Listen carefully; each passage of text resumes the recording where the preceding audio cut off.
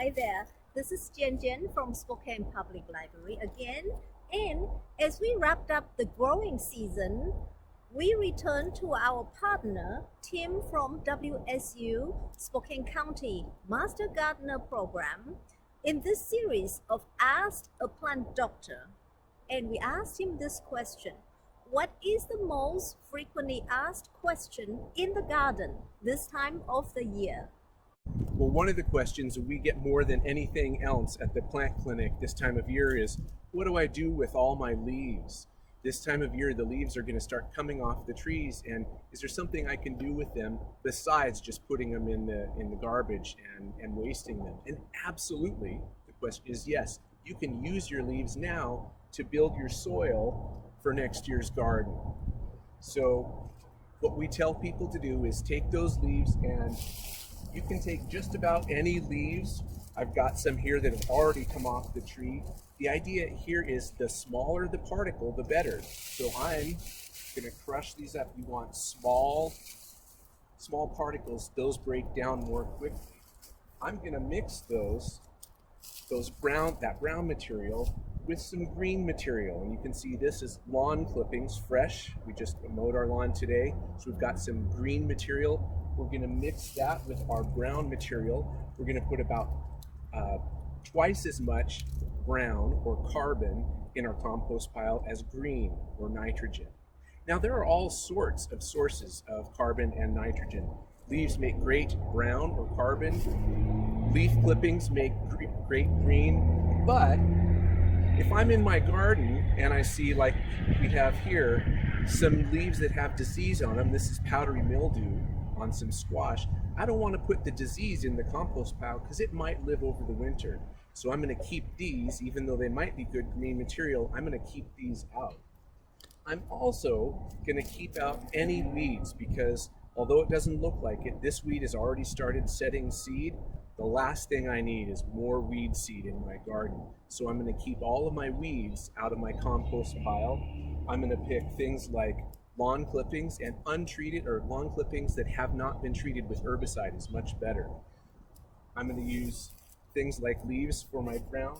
I can even use, we have lots of wood chips here at our office that we use as mulch. I can use wood chips.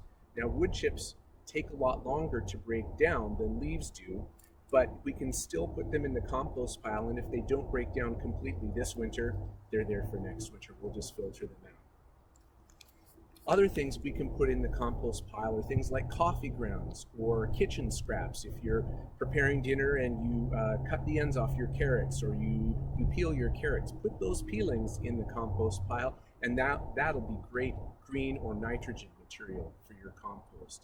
Coffee grounds make great, even though they're brown color, they're green material in the compost. That means they're gonna help get the compost pile breaking down. And by next year, or next winter, or at the end of winter rather, you're going to have something that looks a little bit like this. This compost is going to be great for your vegetable garden next year, and it's going to help your plants grow big and healthy and produce lots of vegetables.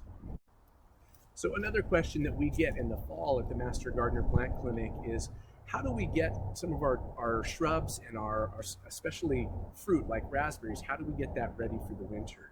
So I wanted to show you a little bit about how you can get those ready for the winter. What I'm showing you here, this is a stem of a raspberry that it's already borne fruit this year, and you probably can't see. These are some little dried up raspberries that we missed when we were harvesting.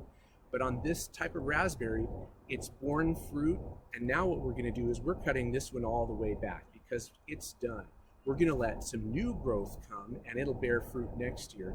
But with this one, it's done for forever. We could let it grow some more, but we're done. We're gonna let new fresh canes grow next year and produce raspberries. So this one we're cutting all the way to the ground because it's borne fruit. And then we have this extra long cane right here. And as you can see, it's just kind of loose and it's flopping around. And we have a couple of choices. One of the things that we can do is that we could set up a stake or a trellis system, and we could tie these extra long canes to that. That would keep them from blowing around and potentially breaking over the winter. So depending on on your own garden and what resources or tools you have access to. You can create a trellis and tie these raspberry canes to that and keep them from blowing around. Some people, especially people with smaller gardens or people who are just living by themselves and can't eat all of that fruit, will take these and they'll prune them down so they're a little shorter and they're less likely to blow around in the wind.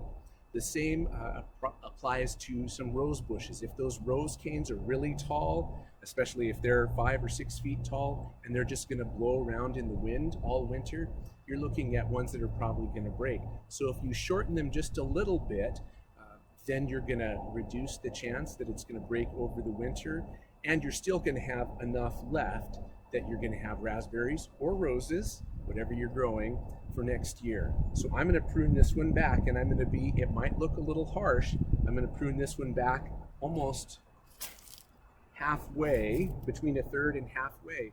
I'm going to cut it to a node, that is where a leaf is coming out of the stem. I'm going to cut it to right there. We'll get rid of this. This doesn't do us any good. This one is much less likely to fly around in the wind and break, and yet we're still going to get lots of raspberries next year. If this was a rose bush, I'd treat it just the same way. I'd shorten it a little bit, and then I'd be ready for some new growth next year. Well, a question that we get a lot at the plant clinic is, what happens at the end of the season? How do I put my garden to bed? And there are a lot of things that you can do. We always encourage people to do things to build the soil. If you have good soil in your garden, the rest is going to follow from there. You're going to have good vegetables, good healthy plants. So one of the things that we do, we haven't done it completely here. You can see we've pulled out some of the plants that we're growing here. These ones are still growing, so we're leaving those until the bitter end, until frost. But then the next thing that we do is that we're going to put a little bit of mulch on our soil. Now, depending on what kind of garden you're mulching, you might use different products. For example, in a shrub bed or in a flower bed, you might use something like wood chips or bark. This is really good. It helps build the soil, but it lasts a lot longer. So it's not going to break down and disappear right away. You'll get a little bit of time out of this. And as I said, it's building the soil. The microbes are going to be happy to break this down, and then they're going to release nutrients for your trees and shrubs and flowers. If you have a lot of leaves and you're not able to make compost, you might just take shredded up leaves like this and mulch them, spread them out over your vegetable gardens. You can scratch them in a little bit, put some soil over the top of them so they don't blow away. But over the winter, these leaves are going to break down and start to feed your garden soil. Again, if you have big leaves like these oak, you might just run a lawnmower over them, or just crash them up, break them up like this. They're going to break down more quickly. Another thing that you can do, maybe you've already done some compost over the summer, you can spread a thin layer of compost on the top of your vegetable garden. That's going to be great for that. Putting it out now is going to protect the soil that's there. It's going to be a little layer of winter protection, like a blanket. It's also going to add microbes and nutrients to the soil. It'll be ready for your vegetables next spring. So mulching your garden in the fall is a great way to protect your soil, protect the plants that you have there, and get ready for the next gardening season. So we hope you'll mulch with good quality organic matter.